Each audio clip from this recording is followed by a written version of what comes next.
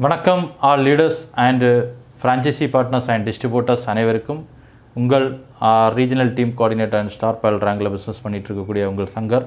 Today இன்றைக்கி நம்மளுடைய கிளாஸில் கோலை பற்றி நம்ம பார்க்க போகிறோம். ஒரு ரொம்ப சூப்பரான ஒரு விஷயம். நேற்று நமக்கு பார்த்திங்கன்னா நடந்த க்ரோ யுவர் பிஸ்னஸில் நம்ம படித்த ஒரு அற்புதமான டாப்பிக்கில் இது ஒரு டாபிக் கோல் அப்படின்றது. அந்த கோலை 3 வகையாக பிரித்து நமக்கு பார்த்திங்கன்னா சூப்பராக சொல்லி கொடுத்தாங்க நம்மளுடைய ட்ரைனிங் கிளாஸில். அதை உங்களோட ஷேர் பண்ணிக்கிறேன், திரும்ப ஒரு வாட்டி கூட ரீகலெக்ட் பண்ணிக்கிறேன். என்னென்னா நம்ம ரொம்ப இம்பார்ட்டன்ஸான அந்த கோலை நம்ம பார்த்திங்கன்னா கோல் ஃபிக்ஸ் பண்ணிட்டோம், அதை எப்படி செய்கிறதோ அப்படின்றத யோசிச்சுட்டு இருக்கக்கூடிய நிறைய நபர்களுக்கு இது ரொம்ப தெளிவான ஒரு கிளாரிட்டியான ஒரு விஷயமா இருக்கும். நம்பர் 1 கோலை 3ஆக பிரிக்கலாம். ஒன்று ப்ராசஸ் கோல், இன்னொன்று ரெண்டாவது பர்ஃபார்மன்ஸ் கோல், மூணாவது அவுட்கம் கோல். அதாவது ப்ராசஸ் கோல்னால் என்ன, பர்ஃபார்மன்ஸ் கோல்னால் என்ன, அவுட்கம் கோல்னால் என்ன. ப்ராசஸ், நம்ம ஒரு கோலை ஃபிக்ஸ் பண்ணிட்டோம்னா அதை எப்படி ப்ராசஸ் ஆக்குறது, அதை என்னென்ன செய்யணும் அப்படின்றத ஒரு வரைபடம் உருவாக்குறதுக்கு பேர் தான் ப்ராசஸ் அப்படின்றது. அதுக்கு அடுத்தது அந்த வரைபடம் உருவாக்குறப்போ அந்த வரைபடத்தில் இருக்கிறத நம்ம செயல்படுத்துறதுக்கு பேர் பர்ஃபார்மன்ஸ். அதை நம்ம செய்யும்போது நமக்கு என்ன ஆகும், நம்ம பர்ஃபார்மன்ஸ் பண்ணுறோம் அப்படின்னதான் அர்த்தம். மூணாவது பார்த்திங்கன்னா அதிலிருந்து வரக்கூடிய ரிசல்ட்டு, அதிலேருந்து அந்த பர்ஃபார்மன்ஸ் பண்ணும்போது நமக்கு கிடைக்கிற ரிசல்ட் தான் அவுட்கம் கோல் அப்படின்னு சொல்லக்கூடியது.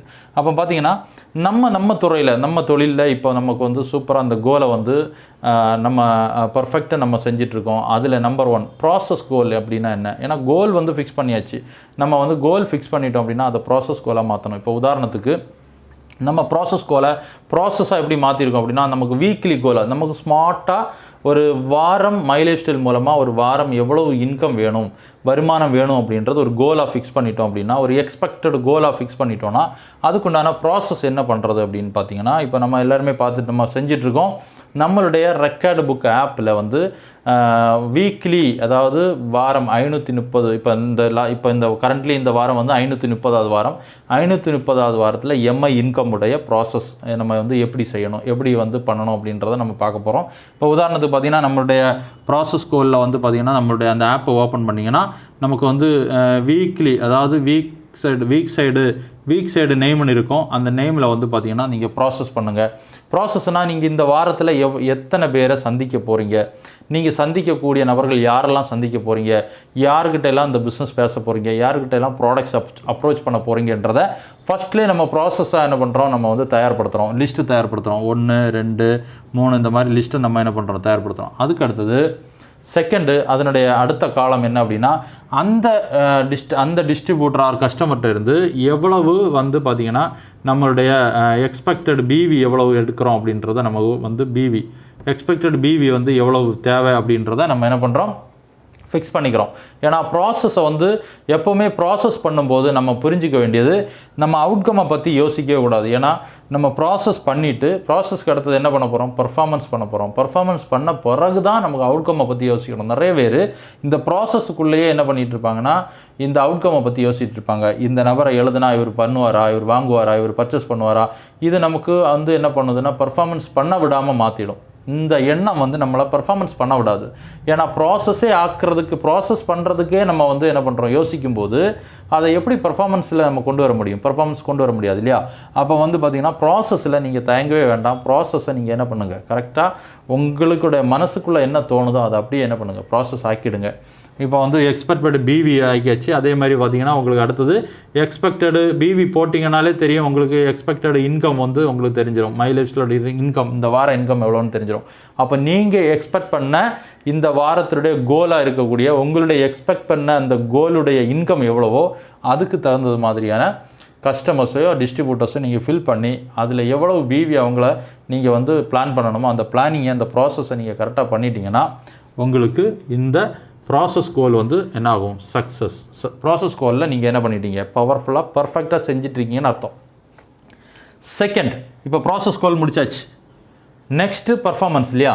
அப்போ ப்ராசஸ் கோலில் வந்து நீங்கள் யாரையெல்லாம் நீங்கள் வந்து டைப் பண்ணி வச்சுருக்கீங்க, யார்கிட்ட எல்லாம் எவ்வளோ பிவி நீங்கள் வந்து பிளான் பண்ணியிருக்கீங்களோ அதை நீங்கள் பர்ஃபார்மன்ஸாக மாற்றணும். நம்ம பர்ஃபார்மன்ஸ் என்னென்னா, நேற்றுக்குனால இந்த ட்ரைனிங்கில் நிறைய நம்ம படித்தோம் இல்லையா? ஒரு கஸ்டமரை எப்படி ப்ரெசன்டேஷன் பண்ணணும், ஒரு கஸ்டமர்கிட்ட எப்படி அப்ரோச் பண்ணணும், எப்படி மேட்ச் பண்ணணும், எப்படி அவர் நம்மாள் அப்படின்ற நினைக்க வைக்கணும். இந்த மாதிரி பல டிப்ஸுகளெல்லாம் நம்ம என்ன பண்ணியிருக்கோம், நேற்று வந்து ட்ரைனிங்கில் கற்றுக்கிட்டோம். அந்த ட்ரிக்ஸுகளெல்லாம் பயன்படுத்தி நாம் இந்த கஸ்டமர், நம்ம ப்ராசஸில் போட்டிருக்கக்கூடிய இந்த கஸ்டமர்ஸை, டிஸ்ட்ரிபியூட்டர்ஸை நம்ம என்ன பண்ணணும், பர்ஃபார்மன்ஸ் நம்ம அவங்களோட நம்ம கனெக்ட் ஆகணும். அவங்கள ஃபாலோஅப்புக்கு என்ன பண்ணணும், நம்ம ஃபாலோஅப் தயார் பண்ணணும், ப்ரெசன்டேஷனுக்கு தயார்படுத்தணும். இந்த மாதிரி பல வேலைகள் செய்யக்கூடியதுக்கு பேர் தான் பர்ஃபார்மன்ஸ் கோல். அப்போ பர்ஃபார்மன்ஸ் கோல்ஸில் நமக்கு வந்து என்ன கிடைக்கும், அந்த க்ளோசிங், அதாவது பர்ஃபார்மன்ஸ் கோல்ஸில் நமக்கு கிடைக்கக்கூடிய அந்த காலம் தான் க்ளோசிங் காலம். அதாவது அதில் வந்து உங்களுக்கு என்ன இருக்கும், க்ளோசிங் காலம்னு ஒன்று இருக்கும், க்ளோசிங் பிவி அப்படின்னு இருக்கும். அப்போ நீங்கள் பர்ஃபார்மன்ஸ் பண்ணிங்கன்னா உங்களுக்கு என்ன கிடைக்கும், ரிசல்ட் கிடைக்கும், இல்லை பிவி கிடைக்கும். அந்த பிவி வந்து க்ளோசிங் பிவியில் நீங்கள் அந்த காலத்தில் நீங்கள் நோட் பண்ணிட்டீங்கன்னா, அதிலிருந்து க்ளோசிங் பிவிக்கு அடுத்தது ஒரு காலம் இருக்கும்.